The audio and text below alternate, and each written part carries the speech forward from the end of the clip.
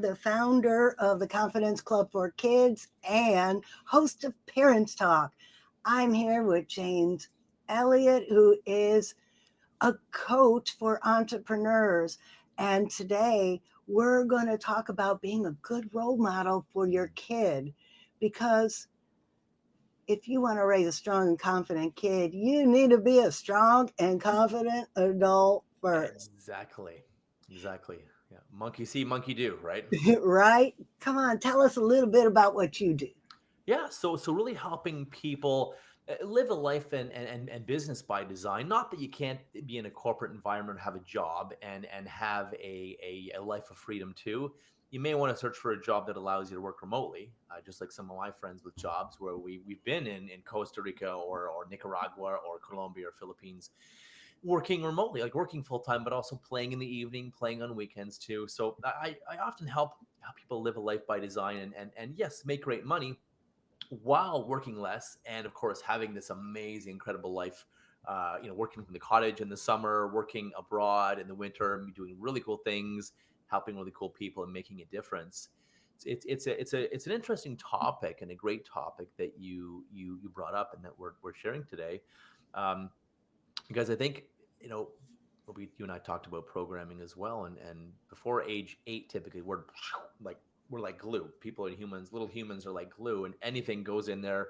They learn whether we directly teach them or not. They learn a lot of stuff, and then at age probably 8.5, 9 to 14. Um, People and kids, teens will model us. So they, again, monkey see, monkey do. The apple doesn't fall far from the tree. All that stuff. And it's because they're watching us, they're learning, they're modeling us. And if someone, like you said earlier, Francine, if someone says, oh, you can't do that, or that's not possible, you have to do this, or should or shouldn't, or money is good or bad or otherwise, or money doesn't grow on trees, or save your money, you can't afford it, versus, to your point, well, you want this, go find a way to make it work. How can you make this work? How can you go afford this? And I always tell people, don't say I can't afford it. Stop that. Avoid saying I can't afford it. Say I am affording it. I'm going to go out there and find a way. I'm going to figure a way to do it. Whether it's whatever, working more, getting overtime, another job, starting a side hustle, finding money in the street, returning beer bottles, whatever it is. There's a million ways to make money. You can sell some of your stuff you don't use anymore. Most people have thousands of dollars in their basement or garage of stuff they don't use anymore, taking up space and dust. So I think that's one of the biggest things too. Is yes, living a life by design, and really also I guess they're teaching and programming your kids, if you will, because we're always, people are always programming their kids, just that anything is possible, that they are limitless, versus no, you can't because of that, or no, this won't work, or if you only were this, or why didn't you get that mark, or why did you only get 90 or 80 or whatever? Why didn't you do better? It makes kids feel like they're worthless and not good enough, and that will perpetuate in terms of subconscious automatic cycles later in life, where they will literally reinforce things and take certain actions or avoid certain actions because they felt they weren't good enough, or that money that would never doesn't go on trees, or that no, you can't, or you can't afford it. And unfortunately, a lot of people are installing these poverty programs, and other in kids. Especially if you're not walking your walk or walking your talk, they learn, well, I don't have to do what I say. I can say one thing and I can do another, which will lead you to be not a very charismatic or trustworthy individual, which again will affect your employment, affect customer sales, your job. You may get fired later on down the road just because the parent wasn't someone who walked their talk. They said one thing and they did another, or said they wouldn't and they did it anyways. So I think we're always leading little people, and we're always, always, always teaching them and showing them by our words, our actions, our behaviors, or lack of as well. It goes in the clue. You just reminded me of two interactions I had with my dad. Oh, First, I wanted to go to college, and he said, "Oh, money doesn't grow on trees. I can't afford it. You're just a girl. You're going to get married anyways. What do you need oh my college?" talk about disempowering, my Right. lord. So No, because you then, can't do it. so then I figured out, well, I could join the Navy and get an education and a job at the same time. Oh, you'll never make it through boot camp. Oh my god. So, well, that was a dare to me. He dared me to He said I couldn't, so I was gonna prove that I could. I'm gonna do it anyway. Screw you, I'm doing it anyways. Yeah, right on. But I did it. But throughout my life, I always remember, well, I'm just a girl, and my dad doesn't have any faith in me. He doesn't think I could do it.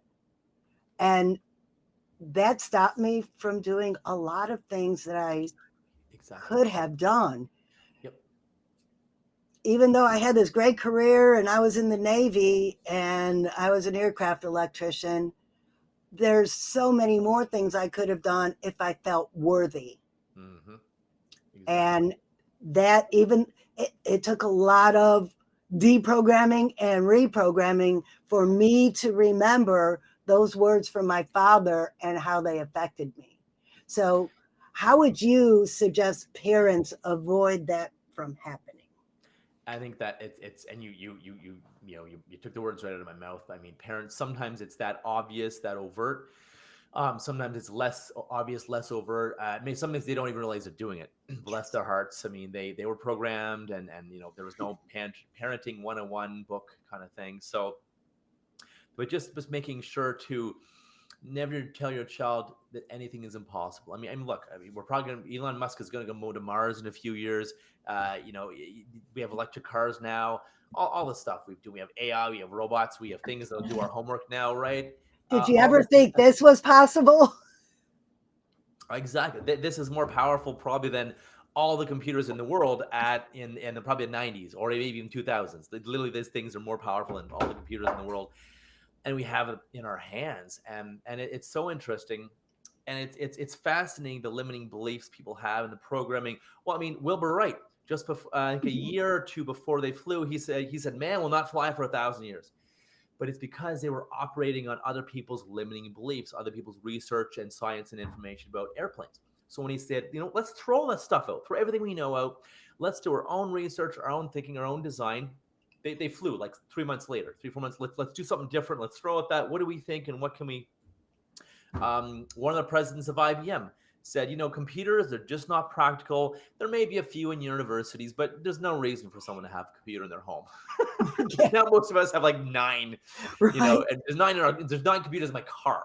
Well, my refrigerator has a computer in Exactly correct, exactly right, and who to thunk, right? So it's being very, very careful, I think, not to say anything is impossible, anything is unreasonable. If they want to be the president of Earth, awesome. Be the best damn president of Earth that you can be, and what do you need to do that? What education, what training, what skills, what interpersonal skills do you need? Amazing. Be the president of Earth, or whatever it is, right? And being really careful about what we tell kids and teach them about money or success or grades or school or smarts or weight or obesity, or because I was there too, anything. I think we need to be very, very careful. And again, if you want someone to do something, often you have to do it first. Lead them and lead your kids, just like at work too, in business, right? We have to lead people that way. A great leader also does, some doing, or should I say a different way? A great leader will lead the pack, will lead other people, show it's possible. They'll walk the talk so that other people walk the talk as well. Same thing. If you want something in your kids, own it, take responsibility and own it in yourselves. And if you don't want your kids to learn something negative, then obviously avoid doing it in yourselves, whether it's drinking excessively or eating crap excessively or whatever it is, because they're going to learn it. I had a client years ago when I was a nutritionist, and she had this programming from her dad, and she would get on a diet and stop it. She'd hire a personal trainer, spend thousands, and then bail. She's like, I'm wasting money, James, time, energy. I'm unhappy. I'm overweight. And she's like, but she's like, my dad had always said we're just a big bone Jamaican family, and really I can't lose weight. And I said, it's not, Jenny, that you can't lose weight. I said it's that your diet freaking sucks. Yes. And she's like, well, but isn't it genetic? And my dad was overweight too. I'm like, his diet probably sucked worse than yours. Right. Yes. So again, we learn. So be very careful, and I guess get out your own way and make it about kids and make it about leading kids. And if you have the desire or the inkling to emotionally eat, well, maybe if you do it in front of you, be very careful about doing it in front of your kids, or Don't avoid doing it for them.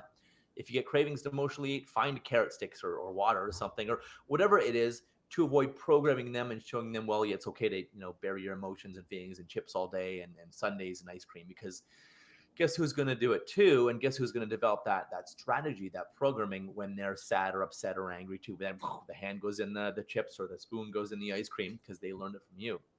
So my invitation is just be very, very careful of anything we do, because the little ones are watching and they're learning, and you're darn right they're watching. You're darn right they're going to take it in and learn, even if they're one or two or three or four. They like glue. They're always watching, always watching. And come to think of it, that's probably where I learned how to eat my emotions. Never thought about that growing up. Dad just ate a lot. But I wonder if he was eating his emotions. Fair enough. It's a good point. It's a very good point. Um, I'll leave parents with this too. It's just anything that is even remotely limiting, avoid speaking it for yourself or for kids, or if your kids try to encourage you, oh, mommy, daddy, you can do it, or go do this or do that, and avoid saying anything limiting to them or in front of them, even to yourself, because you are literally programming your brain with the words you use. Oh, I can't because I'm this, or I'm not enough this, or I'm so dumb, or so whatever. I'm not good at math or talking to people or whatever. Cancel. But any of that stuff, avoid saying it even to yourself. Because you're programming you, and if you say it out loud, I can promise you're programming it to your kids as well. So just be self-aware of what you do, what you say to yourself, because I want you to be free as well, and of course your kids, because I want them to be free as well. So that's a couple big pieces of advice I would recommend. Meditation, self-reflection, Self-awareness, yeah. Self-awareness, 3 keys to life. Right on.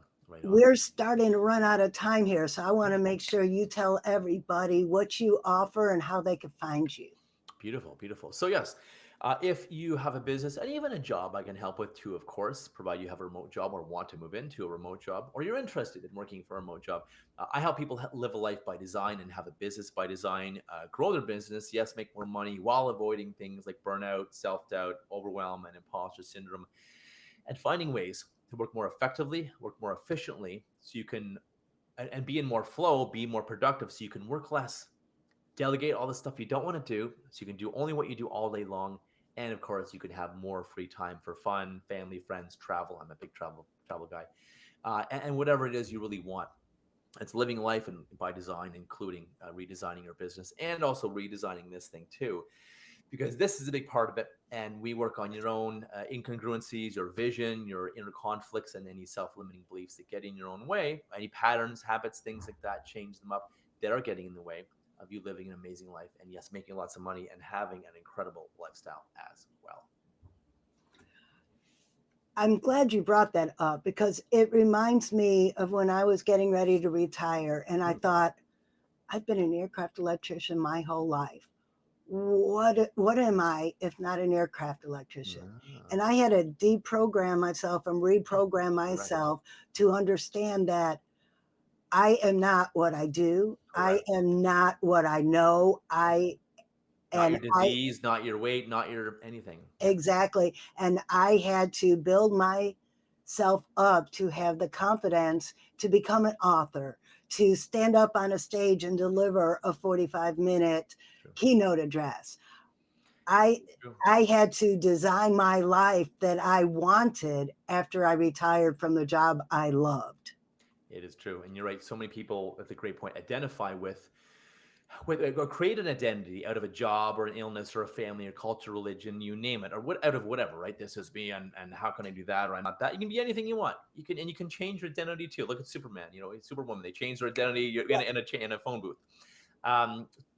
Yeah, if anyone wants any help with this, by the way, feel free to visit limitless-entrepreneur.com. I can even have a free gift for you as well if you comment the word freedom down below in the comments. I have a cool free training for you as well that may just rock your world. Otherwise, look for me, James Robert Elliot, on LinkedIn, on Facebook, and even on Instagram, as well as YouTube.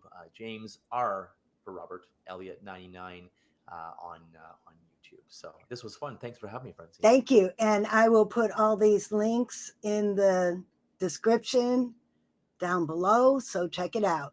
Beautiful. Amazing, amazing, amazing. And we're out. Amazing. Thank you very much.